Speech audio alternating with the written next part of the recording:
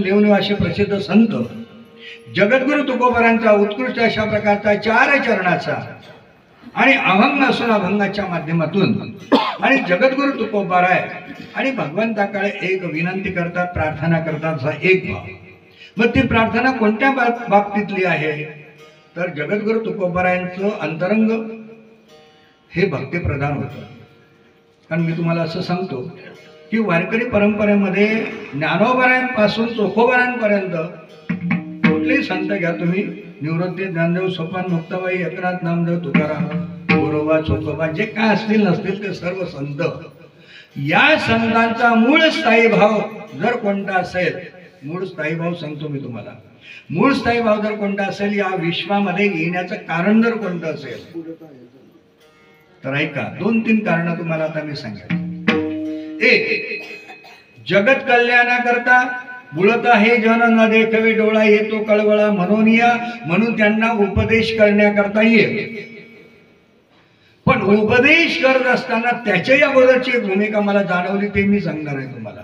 उपदेश तर करायचंच आहे, जगाचं तर कल्याण करण्याकरता ते संत आलेच आहे, पण त्यांचा प्रमुख मुख्य हेतू जर कोणता असेल तर जगाच्या कल्याणाबरोबर, म्हणजे जगाला उपदेश देण्याच्या बरोबर आपल्या अमूल्य अशा प्रकारच्या नदीरूपी साथीला आल्यानंतर आपल्याही जीवनामध्ये भक्तीच घडली पाहिजे. म्हणून भक्ती हे साधना करण्यासाठी जन्म.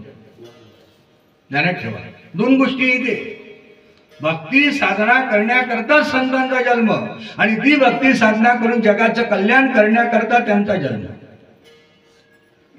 आता एक प्रमाण सांगतो मी तुम्हाला, एकच प्रमाण फक्त, कारण अभंग वेगळे वेगळे असतात, अभंगातलं एकच प्रमाण, एकच टूक कामा पडतं.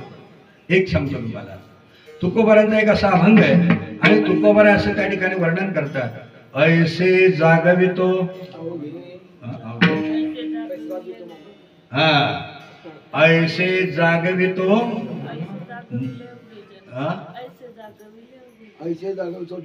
जना सरसे मना सहित.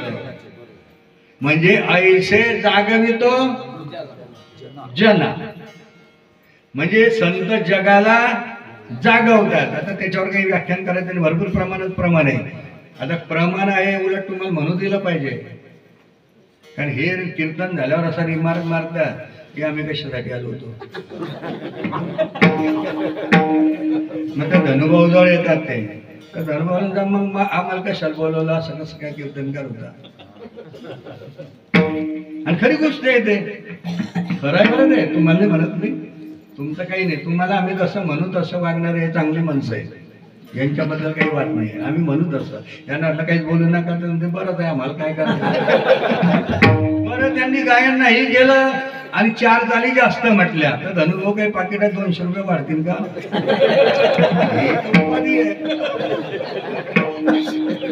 म्हणून हुशार माणसानं काय करायचं की त्याही जसं असेल तसं, महाराज म्हणू देता का तर म्हणत बसायचं, नाही म्हणू देता का थांबलं, आपलं काय करतं. हे हुशार माणसाचं काम आहे ते. जाऊ द्या, विषय आहे का माझा, विषय गोळे. ऐसे जागवितो जना, संत महात्मे काय करतात, जगाला जागवतात आणि जगाला जागृती करतात, जगाला उपदेश करतात, त्याला हिताचा मार्ग सांगतात. पण पुढचं महत्वाचं आहे, कारण जगाला जागवणारे या जगात भरपूर आहे. आलं का लक्षात तुमच्या. पुढचं वाक्य काय असेल, जगाला जागवणारे माणसं या जगात भरपूर आहे. एक म्हण तुमची पाठ आहे, लोका सांगे, म्हणजे जगाला ब्रह्मज्ञान सांगणारे माणसं जगात भरपूर आहे, पण जे जगाला ब्रह्मज्ञान सांगतात त्या ज्ञानाप्रमाणे वागणारे माणसं मात्र. माझा जगाचा उद्धार होईल आणि आपलं मग जगाच्या उद्धाराबरोबर आपलाही उद्धार व्हायला पाहिजे का, आपलाही उद्धार व्हायला पाहिजे. म्हणून तुकाराम महाराज तिथे असं म्हणतात की ऐसे जागवितो जना सरसे मना सहित. जसं मी जगाला उपदेश करतो तसं अगोदर माझ्या मनालाही उपदेश करतो. म्हणून ठेवा, लोक या कॅटेगरीत बरोबर आहे, लोक ऐकतात, मार्गाला लागतात, पण सांगणारा जगाला सांगतो, जगाचे संसार दुरुस्त करतो ना, आपलंही पाहिजे ना. मग आपलं पाहिजे त्याच्यासाठी आपल्या मनाला जागृत ठेवलं पाहिजे, ऐका. आणि मग आपल्या मनाला जागृत करण्याकरता भक्ती साधना संतांनी जशी जगाला सांगितली तशी ती भक्ती साधना स्वतः केली. स्वतः भक्ती साधना केली संतांनी. कुठलाही संत काढा तुम्ही तर त्या संतांनी भक्ती साधना स्वतः केली. आमच्या ज्ञानोबरांपासून जर आपण जीवन अंगीकारलं तर ज्ञानोबरांपासून सुरुवात पहा. ज्ञानोबरा ज्ञानी होते, योगी होते, साधकांचे मायबाप होते, तपी होते, जपी होते, ध्यानी होते, संन्यासी होते, सर्वच काही होतं. कोणतीच पदवी नव्हती असं काही नव्हतं. तर अशा सर्व संघाने परिपूर्ण असलेले आणि ज्ञान सम्राट ज्ञानोबर आहे. पण ती देखील भक्तीच्या क्षेत्रात मागे अजिबात नव्हते, कारण भक्ती करणं हेच त्यांची साधना होती. माझे मनीची माझे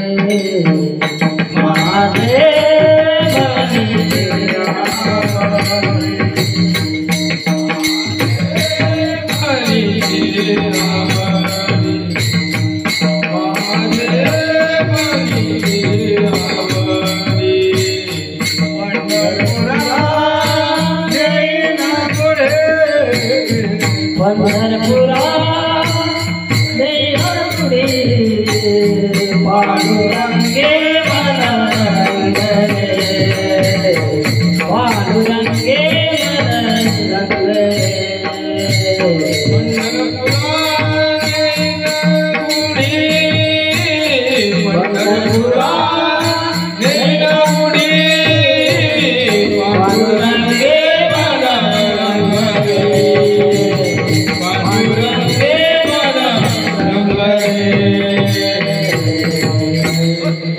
पांडुरंगे पंढरपुरा नैन गुडी पांडुरंगी मनरंगले गोविंदाचे गुण वेदिले.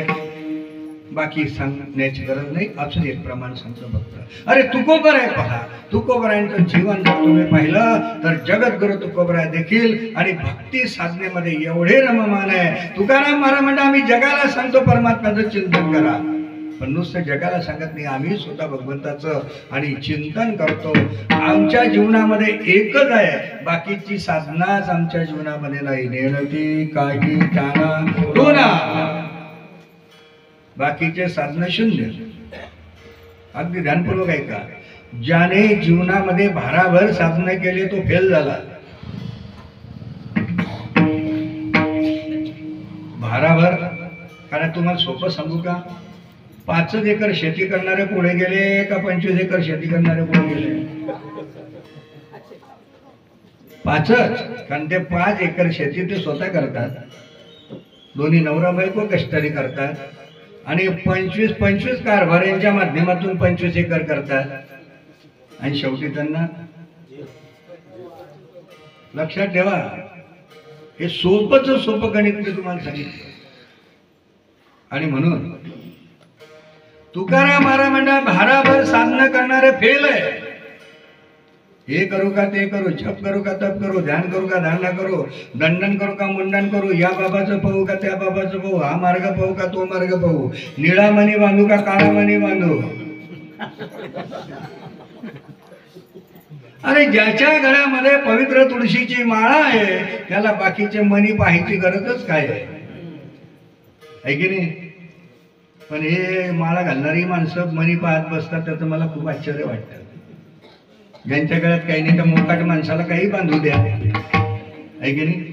ज्याच्या गळ्यात काहीच नाही त्या मोकाट माणसाला काही बांधू द्या, पण ज्याच्या गळ्यामध्ये पवित्र तुळशीची माळा आहे त्याने जर बाकीचं काही बांधाबांध केलं तर त्या पवित्र तुळशीचा केवढा अपमान आहे तो.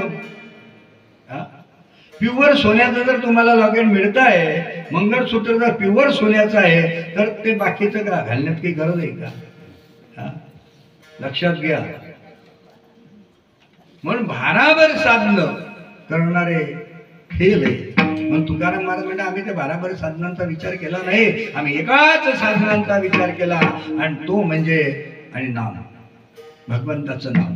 नाम हेच श्रेष्ठ साधन आहे अशी भक्ती साधना करणारे जगद्गुरु तुकोबार आहे. पण जगद्गुरु तुकाराम महाराज आता या अभंगाच्या माध्यमातून काय बोलतात ते ऐका.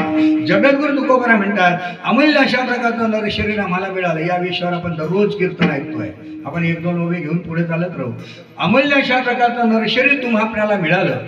पण या नरदेहरूपी साथेला आल्याच्या नंतर कारण असं वर्णन आहे दुर्लभम त्रयमे एतत्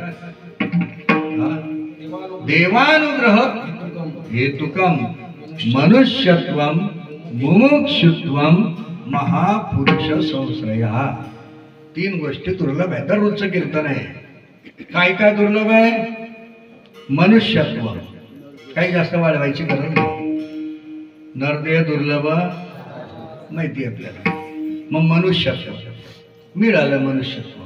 पण मुमुक्षुत्व मनुष्य म्हणून जन्माला आल्याच्या नंतर काय मी उद्धार पावेन काय कृपा करील नारायण ऐसे तुम्ही सांगा संत जन करा समाधान चित्त म्हणजे परमात्मा प्राप्तीची अंतकरणामध्ये तीव्र जिज्ञासा प्राप्त होणं आणि भक्तीच्या मार्गाला लागणं. ऐका देव कृपा करील मध्ये काय लाज राखील या अवस्थेपर्यंत पोचण्याकरता जी मुमुक्षुता भूमिका प्राप्त करायची आहे तीही दुर्लभ आहे. अनेक जन्माला आले पण त्यांच्या डोक्यात हा भाव तयार होत नाही. आणि त्या तिसरी महत्वाची मुद्दा आहे की या साधनेपर्यंत पोहोचवणारे तिसरा घटक आहे तोही प्राप्त झाला पाहिजे. आणि तो घटक आहे महापुरुष संश्रय. श्रेष्ठ माणसांची भेट झाली पाहिजे. पुण्यवान माणसाची भेट झाली पाहिजे. जीवनामध्ये खऱ्या साधूची भेट झाली पाहिजे. देव दाखवणाऱ्या साधूची भेट झाली पाहिजे. कोणता साधू पाहिजे आपल्याला? धन देणारा नाही, सत्ता देणारा नाही, संपत्ती देणारा नाही, बिगर पेट्रोलने गाडी चालवणारा नाही, पाण्याचं दूध करणारा नाही. ऐका हे साधू नको आपल्याला. बाह्यांगाने गंध टिका माळा भगवे वस्त्र वगैरे यांची आपल्याला गरज नाही. आपल्याला गरज त्याची विनेकरी. आपल्याला गरज कोणाची आहे ते मी सांगतो. मला पैसे भेटणार आहे. मी एवढं जीव तोडून का सांगतो? फुकट सांगतोय का? मग आता इथे सांगतोय ते विकत सांगतो जरा. हा हा विठ्ठल विठ्ठल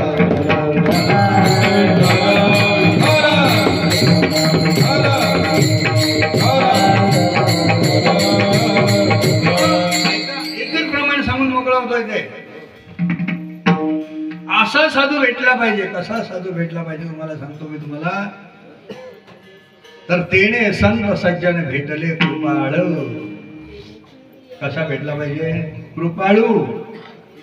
आपल्या जीवनात बरेच उपाळूच भेटतात. उपाळू साधूच्या मागे आपण लागतो. उपाळू नको, कृपाळू. आणि मग तो साधू काय करतो तर त्यांनी फेडलेला बुद्धीचा बळ, तुमच्या बुद्धीचा जो मळकटपणा आहे तो घालवणारा पाहिजे. ते कठीण समस्या आहे. ती साधनाही कठीण आहे. ही साधना सोपी नाही. हे कठीण आहे. त्याचा कस लागतो. आणि कस लागता लागता काय होतं सांगू तुम्हाला? कस लागता लागता अशी दशा अंतःकरणात निर्माण होते. मी तुम्हाला सांगतो की तुम्हाला दुरुस्त करणं अवघड आहे. बिगर दुरुस्त करून मेवा खाणं सोपं आहे. बरोबर आहे की नाही?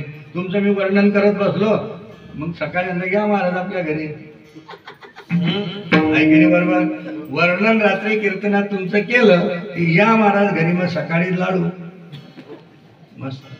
आणि तेच तुम्हाला दुरुस्त करायचा रात्री मी प्रयत्न केला की मग तुमचा तर भंग झालाच पण तुमच्या संगतीने माझाही भंग व्हायला सुरुवात होते. लेखनाच्या संगे हिरा तो भंगला संगे नाणीला साधूलैसा. ध्यानात ठेवा ही चिंता नाही. म्हणून दक्षता पाडणं खूप कठीण आहे. दुरुस्ती करताना कस आहे. दुरुस्ती करणं सोपं नाही आहे. टाइमपास करणं सोपं आहे पण दुरुस्ती करणं कठीण आहे. मग बरेच माणसं आता दुरुस्तीच्या नादी लागत नाही. आपल्या स्वतःचा स्वार्थ साधतात. मी काय प्रमाण देत होतो तुम्हाला ऐका. तर त्यांनी फेडेला बुद्धीचा मळ आणि मग फायदा काय झाला? दृष्टी दाखविला यशोदेचा बाळ ऐका. अशी भक्तिमय साधना जगाला तर सांगितली, पण स्वतः त्यांनी केली. का केली? तर हे मनुष्य शरीर पुन्हा मिळणार नाही हे जाणून. ऐका आता, अशा भक्ती साधनेमध्ये लागलेल्या साधकाला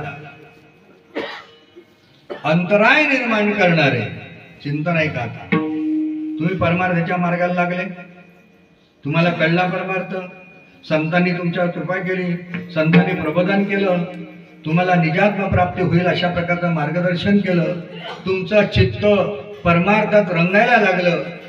मग हरिभजनाशिवाय तुम्हाला काही आठवत नाही. दीन रजनी हाची धंदा गोविंदाचे पवाडे, रात्र नकळे दिवस नकळे अंगी घेणे दैवते, सतत अंतरी प्रेमाचा जिव्हाळा वाचे वसे चाळा. रामकृष्ण रामकृष्ण गीती गात टाळ चिपड्या वादळी, संगे आपुली हा नाचत निज घेवनी फिरते का. असं जीवन तुमचं सुरू झालं. किती प्रमाणे झाले आपले?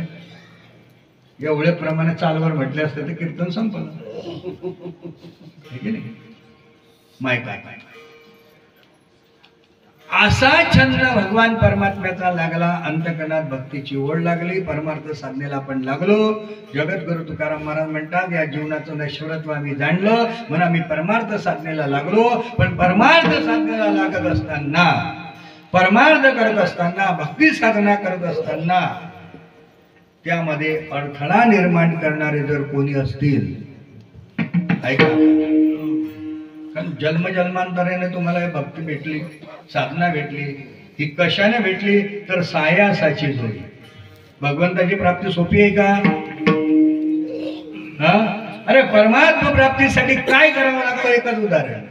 याची लागी हो तेजिले भोग, याची लागी हो केले नाना याग, याची लागी हो अष्टांगादी योग, याची लागी या विषयाचा त्याग हो. आता एक एक गोष्ट कठीण आहे. विषयाचा त्याग करणं इतकं सोपं आहे का? नाही. हो, विषय जर तुमच्या डोळ्यासमोर आहे आणि आहे त्या विषयाचा त्याग करणं अवघड प्रक्रिया आहे, आणि अशा या विषयाचा त्याग कठीण आहे असं सांगत असताना बऱ्याचशा गोष्टी आपण यावर ऐकतो. जास्त न सांगता प्रत्येकाला एक एक उदाहरण जरी दिलं तरी पुढे होतं. बऱ्याच वेळेला आम्ही तुम्हाला 4-5 उदाहरणं दिली आहे कीर्तनामध्ये. आता तुम्हाला एकच गोष्ट सांगतो. उदाहरणार्थ, जे सारसाई बिघडता होय वामनी वस्स काढता का भानंग दवळीता भानयावरोनी, माये पुळणी बालक काळे नेता एकुलते एक होय का उदक तुटता मीना. हे सर्व दृष्टांत त्या संदर्भातले आहे. वर्णन या ठिकाणी अशा प्रकारचं एक उदाहरण मी तुम्हाला सांगतो का भनंग गवळीता भानयावरोनी. किती दुःख होत असेल त्याला. हा, उदाहरण सांगतो. 7 दिवसाचा उपवासी माणूस आहे. 7 दिवसाचा उपवासी रस्त्याने निघालेला आहे, अन्न मिळालं नाही कुठे, पण जाता जाता आला या रस्त्याने इकडनं, आणि इकडनं जात असताना त्याला अशा कोपऱ्यातूनच वास आला, सुवास. मस्त लाल भाजी, पंगत इथे तळेल्या वाड्यात असे बसले पंगत. त्या बिचारानं पाहिलं. आता आपले पंगत मोठी होते, पण हे जे पंगत होते ना, हे सांगतो तुम्हाला, ही तुमची मसाले भाजीची नव्हती, श्री बालाजी सुची होती. श्रीखंड, बासुंदी, पुरी वगैरे वगैरे सुंदर भेद, आणि लिमिटेड होते. कारण हे वारकरी लोक जे आहेत ना, यांच्याकरता लिमिटेड असतं काही काही ठिकाणी. बरं, काही काही ठिकाणी, मग काही काही ठिकाणी माणसांचं महाराज आम्ही एवढं केलं तर मग त्याच्यासाठी आम्हाला ते थोडंसं काहीतरी करावं लागतं ना. थोडंसं तेवढ्यासाठी करावं लागतं स्पेशल. जो म्हणजे असं कसं तर ते थोडंसं वेगळं.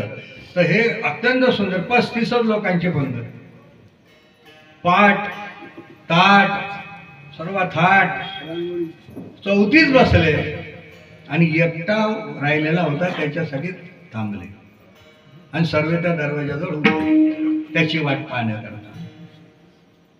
उभे. साहेब येत आहे, रावसाहेब येत आहे, रावसाहेब येत आहे, महाराज येत आहे, महाराज येत आहे, महाराज येत आहे. आता नेमकं अशा अवस्थेमध्ये तो रस्त्याने जाणारा जो भरंग होता भिकारी, 7 दिवसाचा उपवासी माणूस, त्याने दुरून पाहिलं. त्याने म्हटलं आपण उपाशी आहे, दिसतं तर चांगला मी बेनू दिसतोय, नजर चुकवली, आत शिरला आणि त्या पाटावर बसला. आता फक्त एकच बाब राहिली होती. महाराज आले, महाराज बसले, एवढीच वेळ होती. आता तो बसला, तेवढंच महाराज या या या या आले महाराज. आले, चला चला. पाहता 35 पाट फुल. मग या 35व्या पाटावर अनधिकृत बिगर आमंत्रणाचा कोण शोधलं आणि सापडला. आता काय, हातात घास, फक्त कुठे जाणार आहे, तोंडात. आणि तेवढ्यामध्ये त्याला तिथून उठवलं. तुम्हाला वाईट वाटलं की नाही? वाटलं ना? मग हे ध्यानात ठेवा, याच्या पुढे कधी असा प्रकार जरी घडला आणि कोणी बसला ना, त्याला बसू द्या, काही उठवू नका. जेवण करून घेऊन विचार, जेवताना कोणाला उठवूच नका. पण आपल्याला तो दृष्टांताने सांगायचा होता, आपल्याला ते ऐका.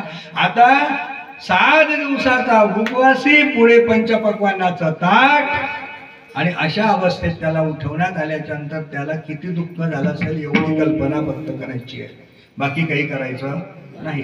एवढं दुःख त्याला, तेवढं दुःख. ऐका, परमार्थ साधना करणाऱ्या साधकाला, म्हणजे आपल्या विषयाची ताटातूट होताना त्या साधकाला तेवढी दुःख त्या ठिकाणी प्राप्त होतं, असा त्याचा भाव आहे.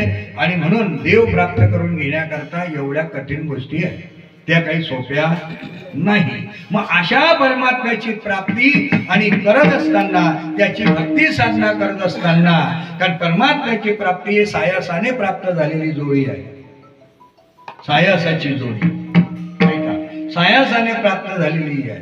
मग अशा साधनेमध्ये अंतराय निर्माण करणारे जे कोणी असतील, जगद्गुरु तुकोबाराय त्यांना म्हणतात आग लागो. कोणता शब्द वापरला? आग लागो. आग लागो हा शब्द कोणत्या शब्दात आला? जळत. ते जळत, त्यांना आग लागो. कुणाला? जे अंतराय निर्माण करतील त्यांना अभंगाच्या पर्यायाच्या. जडवती येते उपजाविती अंतराय, जडवती येते उपजाविती अंतराय.